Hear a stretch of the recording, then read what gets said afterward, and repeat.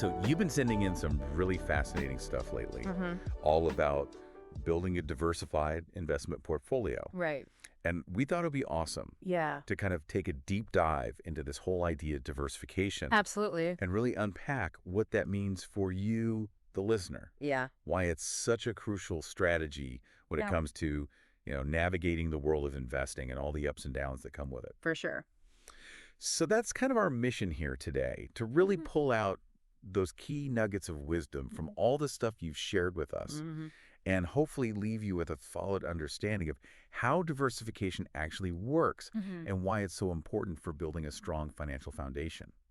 Absolutely. And as you look through all this material you've sent over, Yeah. there's this really clear and almost intuitive principle that kind of jumps out at you. Right. Diversification isn't some sort of complicated Wall Street secret, right? Yeah. At its core, it's simply about not putting all your eggs in one basket. In fact, one of the sources you shared actually uses that classic saying. Love it. Yeah. Don't put all your eggs in one basket. Exactly. And that simple image really captures the essence of what we're talking about, right? Yep. It's about protecting yourself. Totally. By spreading your investments across different types of assets, Mhm. stocks, bonds, even real estate, as your sources mentioned, Yeah. you're essentially building a safety net for yourself. Exactly. And I think that visual is so powerful, right? Absolutely. It's like, okay, if one part of the market, takes a hit or something unexpected happens, Right. hopefully your other investments are going to kind of hold steady or even, grow a little bit. Mm. And that can really cushion the blow, soften the impact. Absolutely. And this is especially important for you as someone who's looking to build that long-term financial independence Yeah. and that sense of security, right? Exactly.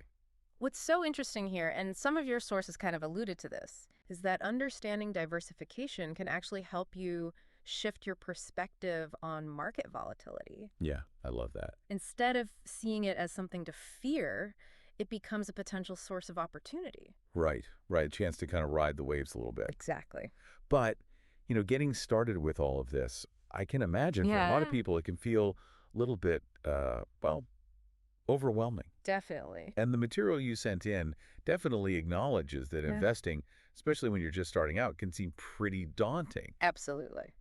But there's also a pretty clear roadmap laid out in these sources, You sure? highlighting those initial steps you can take, like figuring out your risk tolerance Mm-hmm. and then diving into asset allocation. Absolutely. So what are your thoughts on those two key areas? Assessing your risk tolerance, I think, is absolutely key. Yeah. It's about understanding how much those investment values can fluctuate, Yeah. how much they can go up and down Right. before you start to feel uncomfortable. Right, before you start losing sleep over it. Exactly. And once you have a sense of that, you Yeah. can start thinking about asset allocation, Okay. which is basically how you divide your investments across these different categories. Got it. Your sources actually provide a tangible example for younger investors. Okay, love a good example. Something like 70% in stocks, 20% in bonds, Mm-hmm. and maybe 10% in other things like REITs. REITs.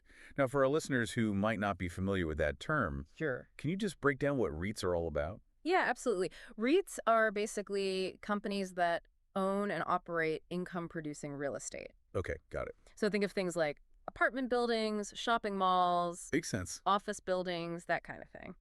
And that 10% allocation, is that kind of a general rule of thumb? It's a starting point, yeah. Okay. It's a suggestion based on, Oh, a certain risk profile. got it. But it's important to remember that Yeah. diversification isn't just about having a ton of different investments. Right. It's not about quantity. Exactly. You could own, shares in 50 different tech companies. Mhm. But if the entire tech sector takes a dive, Yeah, you're in trouble. your whole portfolio could be in trouble. Exactly. So true diversification comes from spreading your investments across different sectors, Right. different asset classes, Mhm. things like energy, healthcare, bonds Right. that tend to, react differently to the same economic conditions. So it's about having a mix of investments that will behave differently Exactly. depending on what's happening in the market. Yeah, so if one sector's down, another might be up. Right, it's like a balancing act in a way. It is. Okay, so let's kind of dig a little deeper into the theory behind all of this. Okay. One of your sources mentions Harry Markowitz and his modern portfolio theory, Mm-hmm. or MPT for short, Right. which goes all the way back to the 1950s. Wow. Yeah. For anyone who's not familiar with this, can you give us a quick rundown? Sure. It's fascinating how this theory from way back then still Mhm. held so much weight today. Right. Essentially, Markovitz's work provided the intellectual framework for why diversification makes so much sense. Okay. Think of MPT as like the science behind not being a one-trick pony in the market. I love that. It emphasizes that by combining different assets with varying levels of risk Mhm. and potential return, you can actually create a portfolio that's going to give you better results Yeah. in terms of risk-adjusted returns. So it's not just about minimizing risk. Right. It's also about optimizing your potential returns. Exactly. It's about finding that sweet spot, Okay. the best possible return you can aim for, Mm-hmm. given a certain level of risk you're willing to accept. That makes sense. And that's where diversification comes in. Right. It's like a key ingredient in that recipe. Absolutely. Now, your sources also touch on some real-world events that really underscore the importance of diversification, Yeah. specifically the 2008 financial crisis. Right. That was a huge wake-up call for a lot of people. It was, wasn't it? What are your thoughts on how that event kind of ties into this whole discussion? Well, 2008 really demonstrated what can happen when investors are too heavily concentrated in specific areas. Mm. In that case, particularly in the housing market, Right. people who weren't diversified Yeah. experienced some really significant losses. Right. They felt the full force of that downturn. Absolutely. It really highlighted how a well-diversified portfolio can act as a buffer Mm-hmm. when those economic storms hit. A crucial safety net, basically. Exactly. Okay, so let's get to some of those surprising insights that popped up in the material. Okay. That Vanguard study statistic about asset allocation. Yeah, that's a really powerful one. It really blew my mind. Yeah, it's pretty amazing, right? That nearly 90% of how your portfolio performs over time comes down to your asset allocation decisions. It's huge. In other words, how you diversify across those broad categories. Right. That's a game changer, isn't it? It really is.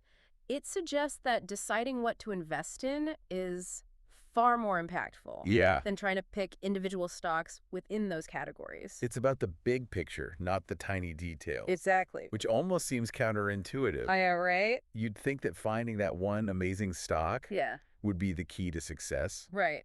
Everyone's looking for that magic bullet. But this is saying that the diversification strategy itself Mm-hmm. is the real driver of your portfolio's performance. Absolutely. It's about spreading those bets. Yeah, not putting all your chips on one number. Exactly. And then there's the example of tulip mania from the Yeah. 17th century. Ah, yes, a classic. Talk about a history lesson. It is, but it's a really vivid illustration of the dangers of not diversifying. Okay. You know, those wildly inflated tulip prices and Mm. then the ultimate collapse. Yeah, it all came crashing down. It did. And it shows what can happen when you put all your eggs in one basket. Right, no matter how promising that basket might seem. Exactly. Tulip mania wasn't just about crazy prices. Yeah. It was a warning sign that any single asset, Mm, no matter how hyped it is, right. can become your downfall if it's all you have. It's a reminder to spread the risk. Absolutely. Okay, so as we wrap up this deep dive, Mm-hmm. what would you say is the central takeaway here? I think the most important lesson from all of this Yeah. is that a diversified portfolio is really like a safety net. A financial safety net. Exact. Protecting you from those market swings Oh. while still giving you that potential for growth. It's about finding the right balance. Exactly. So your portfolio can withstand those tough times Yeah. and capitalize on the good times. And it's not a set it and forget it kind of thing, right? No, not at all. Diversification is an ongoing process. Absolutely. It requires regular review and rebalancing. Yeah, you got to stay on top of it. As your goals change, Mm-hmm. your risk tolerance evolves, Right. the market shifts. All those factors come into play. You need to make sure your portfolio is still aligned Yeah. with what you're trying to achieve. So for you, the listener, as you think about your own financial journey, building that diversified investment portfolio Yeah. isn't just a smart move. Right. It's a foundational step Essential. towards building real financial security Yeah, absolutely. and achieving those long-term goals you've set for yourself. It's about taking control and building that resilience Love it. right into your investment strategy. And as you reflect on everything we've talked about today, Mm-hmm. I want to leave you with this question to ponder. Okay. What's one area of your current financial life? Mm-hmm. And this could be beyond your investments, Right. where you might be a little too concentrated, Interesting question. right? Could be your income sources, your Yeah. debt, Mm-hmm. your spending habits, Right. anything really. How can you apply those principles of diversification? Exactly. Spreading the risk, seeking balance. to potentially create more stability Mm-hmm. and open up new possibilities. Food for thought. Definitely. Yeah. And that's a wrap on our deep dive into diversification. Awesome. Thanks for joining us. Thanks for having me. Until next time, keep those questions coming. Absolutely. And happy investing, everyone. Cheers to that.